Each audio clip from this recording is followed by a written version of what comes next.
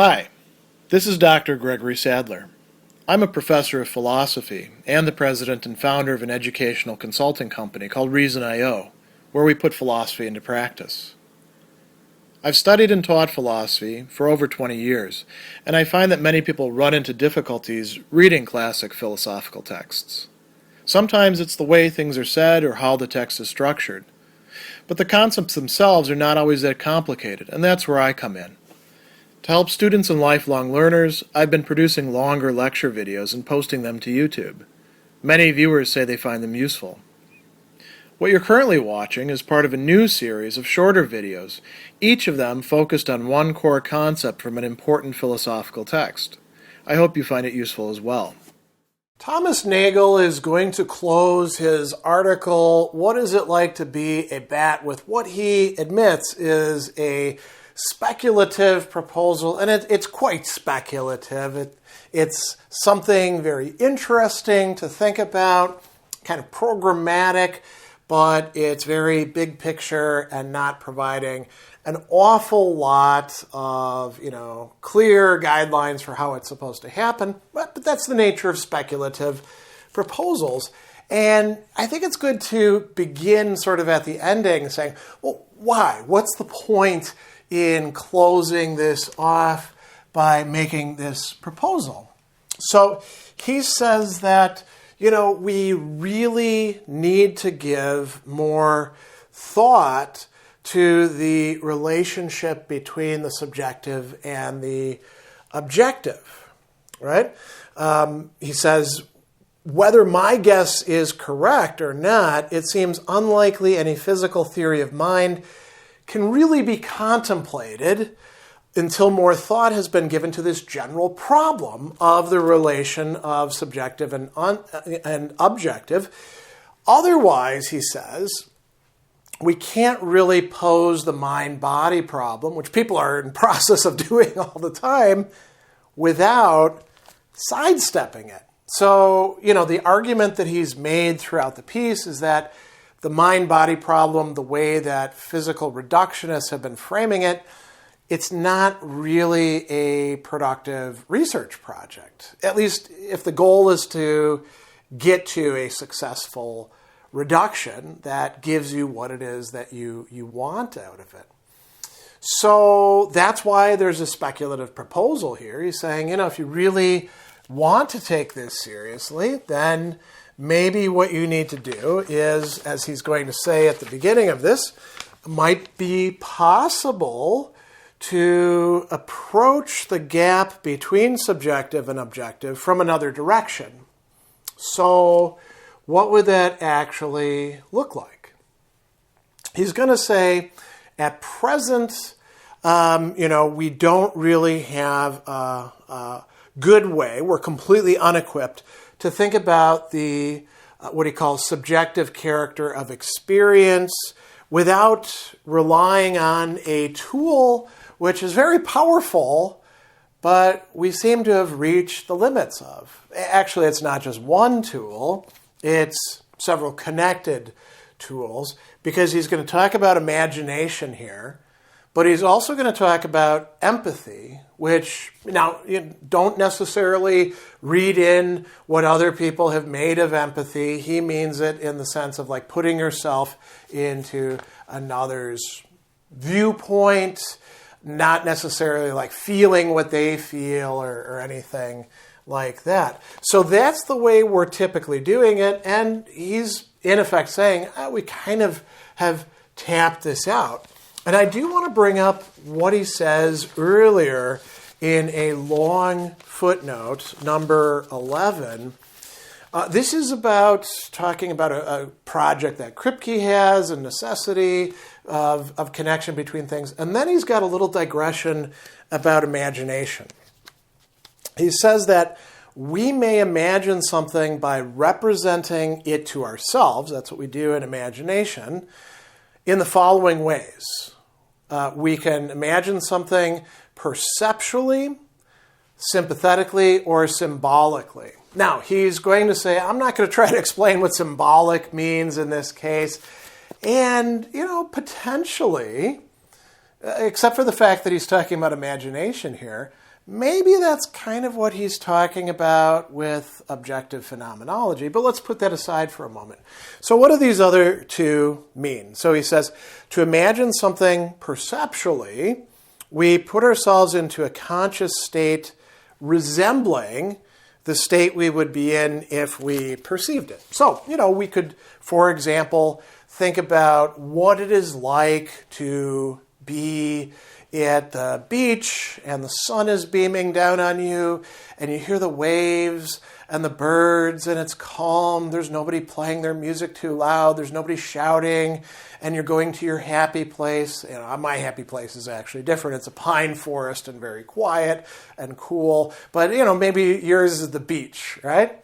And you've got, a cold beer in your hand or some other, a nice drink with an umbrella in it, whatever it's going to be. And you can feel all that. Okay, you are imagining something perceptually in that case, right? You're imagining what it would be like if you perceived it. So that's one type. To imagine something sympathetically, he says, we put ourselves into a conscious state resembling the thing itself. Now, thing is a little bit of an unusual word there, because he says this method can only be used to imagine mental events and states, our own or another. When we try to imagine a mental state occurring without its associated brain state, we first sympathetically imagine the occurrence of the mental state. We put ourselves in the state that it resembles mentally, right?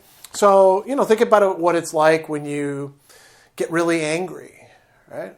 Maybe you haven't really gotten that angry, but you can imagine what it's like with somebody else. Well, that's kind of like empathy, right? So we have imagination and empathy. That's what we're typically using to try to figure out the subjective character of experience. And if Nagel is correct, well, when it comes to bats, we're really not that well off with respect to that. And when it comes to imagining the connection between brain states or other physical, configurations and our own subjective experience, that doesn't really get us that far. So, he says that this involves taking up the point of view of the experimental subject. What could we do instead? He says, well, we could take this as a challenge. Challenge to do what? To develop what he calls an objective phenomenology. And I'm going to say here, Nagel is not using phenomenology in exactly the same sense as the very broad and long phenomenological movement in philosophy is using it. There isn't complete agreement even among phenomenologists about that. So what is he talking about here? He says, well, we want to develop an objective phenomenology not dependent on empathy or the imagination. What would its goal be, at least in part, to develop new concepts, to develop a new method, and that would allow us to describe the subjective character of experiences in a form comprehensible to beings incapable of having those experiences. So we would, if that was properly developed, be able to describe what it would be like to be a bat with sonar. Or to, if a bat was intelligent enough to understand us, we overcame the language problems, to explain what it's like to be a human being. Or, with our cats, who apparently don't taste sweetness as we do. Let's say cats could talk, and we could do this phenomenology and explain, the flavor of sweetness and its various modalities to them, the sweetness of candy, the sweetness of chocolate, the sweetness of milk that they've been missing out on, right? They would not be able to have that experience, but it could be described adequately to them. So he says we would have to develop this in order to describe the sonar experience of bats, but we could also do this with human beings. What if we developed concepts that could be used to explain to a person blind from birth what it's like to see? Eventually we'd reach a blank wall. There's only so much that we can do with this. It's not a substitute for having those experiences, right? But we could do quite a lot with it. He says that this method would allow us to express in objective terms, terms that everybody would be able to get, regardless of experiences, regardless of species, what those experiences are like, in objective terms more than what we have at present, and with greater precision. Now he's going to make a contrast here, what he calls loose intermodal analogies, claiming that, for example, red is like the sound of a trumpet. Well, if you've never heard a trumpet, what the hell good is that to you? And actually, if you have heard a trumpet, what the hell good is that to you? He says that anybody who's both heard a trumpet and seen red can see that, this is not particularly helpful. So what would we concentrate on? He talks about focusing on structural features of perception, which might, now notice that word might, be more accessible to objective description, even though something is going to be left out. We can't give you the very experience of it, the fullness of it. But maybe there's structural features that we can actually talk about. And maybe we can learn to use concepts that are alternative to those we learned in the first person. So third person concepts, I suppose you could say. And so if we did that, maybe we can arrive at a kind of understanding even of our own experience, which is denied by the very ease of description and lack of distance that subjective concepts afford. So it wouldn't just be for figuring out somebody else's point of view or communicating ours to them. This might actually help us understand ourselves better. He also, is going to tell us what the payoff with this would be, apart from its own interest, which, we could have if we're interested in speculative projects like this. He says a phenomenology that's in this sense objective would permit questions about the physical basis of experience to assume a more intelligible form, right? So we could provide better descriptions, and maybe this would allow us to address the mind-body problem in a way that hitherto we have not been able to do because we've been relying on the wrong sort of tools for it. Now, do we actually have such an objective phenomenology? This is a project that Nagel is saying, wouldn't it be nice if we did this? Perhaps we can develop it, but at this point in time, we don't actually have it. And we don't know whether we could have this until we try to work it out. But it's an interesting speculation, and perhaps it would have the payoff that he says that it would, perhaps it wouldn't. But it is nonetheless kind of a bold idea to end the piece on.